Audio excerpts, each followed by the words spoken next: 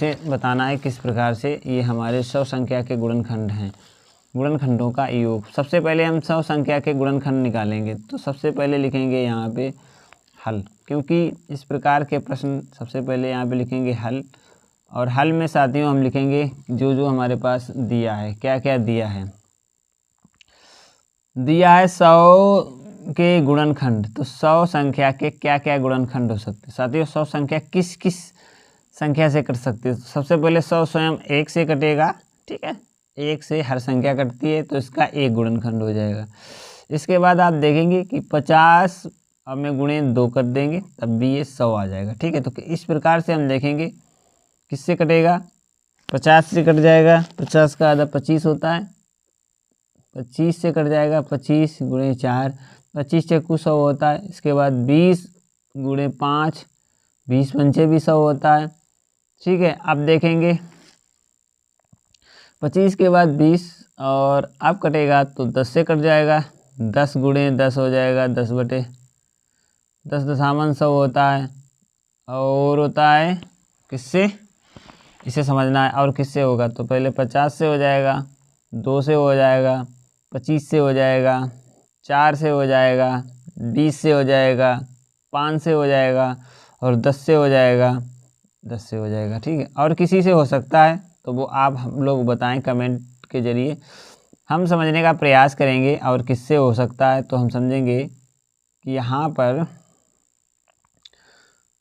100 है, 50 है, 25 है, 20 है, 10 है, 10 के बाद 5 है, 4 है, 2 है, 1 है। अब ये 10 2 बार है तो यहाँ से 1 को हटा देंगे, क्योंकि हमें अब इन सभी को जोड़ना है। तो इन सभी को जोड़ने के लिए सबसे पहले देखो इधर कितना आएगा, 5 आएगा तो 5 लिख लेंगे, ठीक है। इसके बाद इधर कितना आ रहा है, यहाँ पे आ रहा है 5, 2 7, 2 9 और 1 10, ठीक है। 10 की 0 आएगी, हासिल 1 लग लेंगे तो यहाँ पे आ जाएगा 2, ठीक। 205 इधर आया, इधर कितना आ रहा है देखेंगे।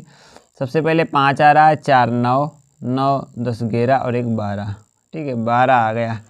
अब इन दोनों को यदि हम जोड़ेंगे तो कितना आएगा देखेंगे, तो 5 2 7 और 1 217 आ जाएगा। कितना आ जाएगा, 217। क्या 217 यहाँ पे ऑप्शन है, हाँ, ए ऑप्शन पर 217 दिया गया है और यही इसका ऑप्शन बिल्कुल राइट है। तो यहाँ पे आपने समझा है कि 100 संख्या के 100 के सभी गुणनखंड जो हैं, तो 100 हो सकता है, 50 हो सकता है, 25 है, 20 है, 10 है, 5 है, 4 है, 2 है और 1, ये सारी संख्याएं 100 के गुणनखंड हैं और इनका जो योग है साथियों वो 217 है। आशा करते हैं ये प्रश्न आपको समझ में आया होगा।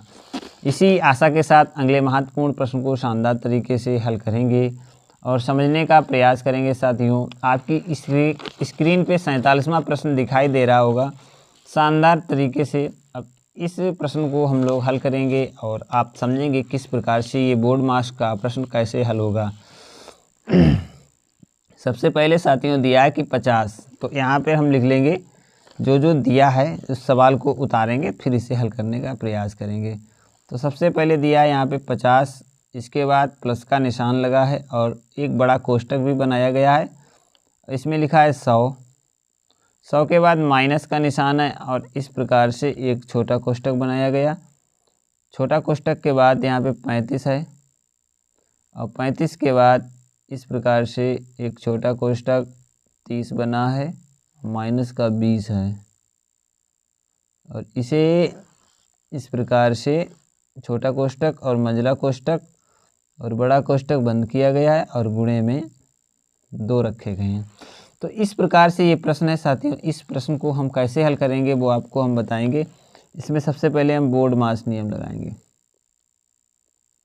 बोर्ड मास नियम के बारे में यदि आपको अधिक जानकारी चाहिए तो हमारे YouTube चैनल पर जाएं और बोर्ड मास का जो हमारा महत्वपूर्ण वीडियो सेशन हमने बना रखा है तो उसे समझें और वहां से आप बोर्ड मास का पूरा नियम अच्छी तरीके से समझ सकते हैं। साथियों आशा करते हैं आप लोग ऐसा करेंगे और बोर्ड मास नियम की सारी जानकारी वहां से लेंगे। तो सबसे पहले बोर्ड मास नियम कहता है बी बार ब्रैकेट होता है, तो ब्रैकेट में भी हम सबसे पहले छोटा ब्रैकेट हल करेंगे, ठीक है, छोटा ब्रैकेट हल करेंगे। तो छोटा ब्रैकेट किस प्रकार से हल करेंगे, तो अगली स्टेप लेंगे, 50 को वैसा ही बना रहने देंगे और यहाँ पे प्लस का निशान लगाएंगे इसके बाद बड़ा कोष्टक है तो वो भी वैसे ही रहेगा। माइनस का यहाँ पे निशान है तो वो भी वैसे रहेगा। 35 है तो 35 को ऐसे कर देंगे, माइनस यहाँ से 30 से 20 घटा देंगे जो कि 10 आ जाएगा, और 10 हमारा हो जाएगा इसका आंसर। आगे मझला कोष्टक और बड़ा कोष्टक बंद करने के बाद गुणे में 2 जरूर लिखेंगे, क्योंकि यही हमारा प्रश्न की अगली स्टेप पूरी हो जाएगी। आगे बढ़ेंगे, अगली स्टेप लेंगे साथियों। अगली स्टेप होगी मझला कोष्टक पर, क्योंकि अब बड़ा छोटा कोष्टक खत्म हो गया। अब मझले कोष्टक को इसी सीरीज में हल कर देंगे और बारी बारी से सारे कोष्टकों के बाद बाहर वाली संख्याओं को हल करेंगे साथियों। यहाँ पे 100 रहेगा और माइनस का इस प्रकार से यहाँ पे देखेंगे 35 है और 10 है, 35 से 10 जाएगा तो यहाँ पर हम लिख सकते हैं कि 25 शानदार तरीके से बच जाएगा और बड़ा कोष्टक ही बंद होगा। इसके बाद गुणे में 2 आ जाएगा। ठीक है साथियों, आशा करते हैं यहाँ तक सारा आपको समझ में आ गया होगा। अब चलते हैं अगली स्टेप में।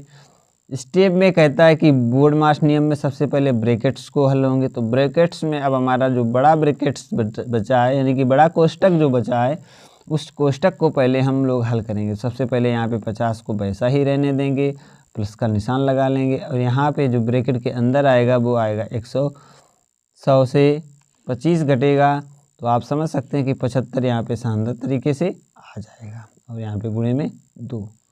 अब साथियों आपको मालूम होना चाहिए कि सबसे पहले इस प्रकार जब हो जाता है और बोर्डामास नियम कहता है, इसके बाद हम गुणा हल करते हैं। क्या हल करते हैं? गुणे को हल करते हैं। तो गुणा हमारा 150 यहाँ पर निकल आएगा और अब बाद में सबसे बाद में जोड़ बचा है उसे हल करेंगे तो यहाँ पर 200 राइट आंसर हो जाएगा साथियों।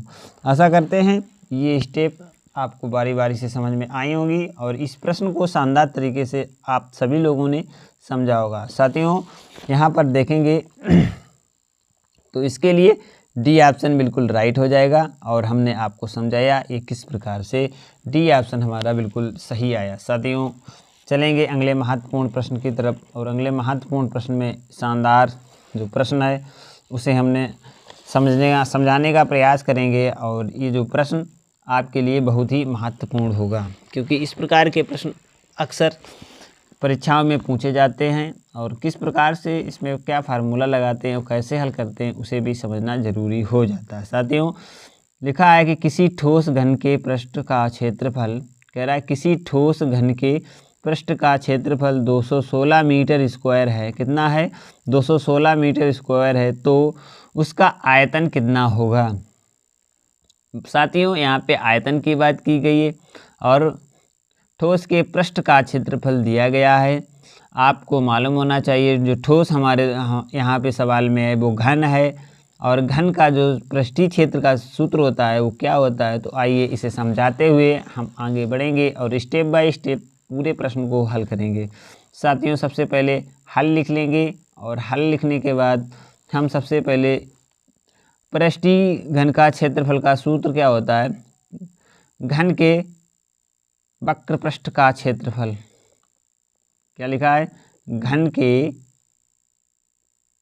वक्र पृष्ठ का क्षेत्रफल।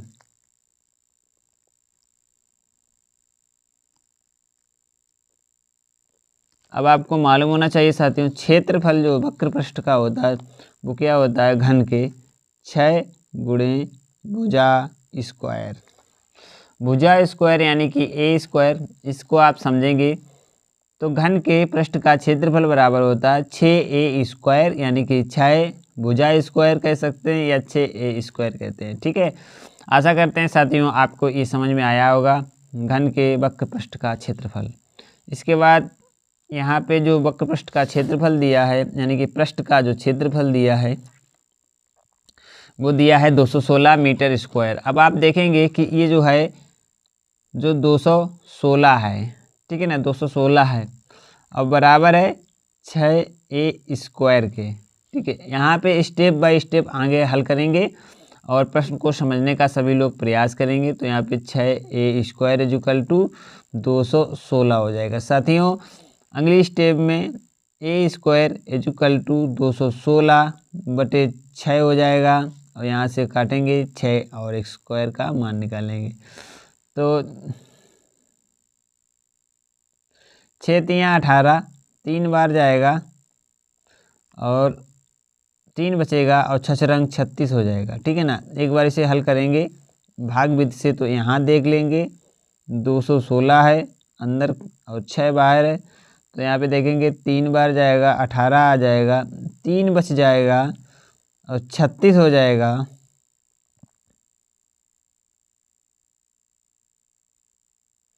और ये 6 बार जाएगा और यहाँ पर भी 36 आ जाएगा, और ये जो बच जाएगा जो 36 वो ए स्क्वायर हो जाएगा 36 के बराबर। साथियों आशा करते हैं ये आपको समझ में आया होगा स्टेप।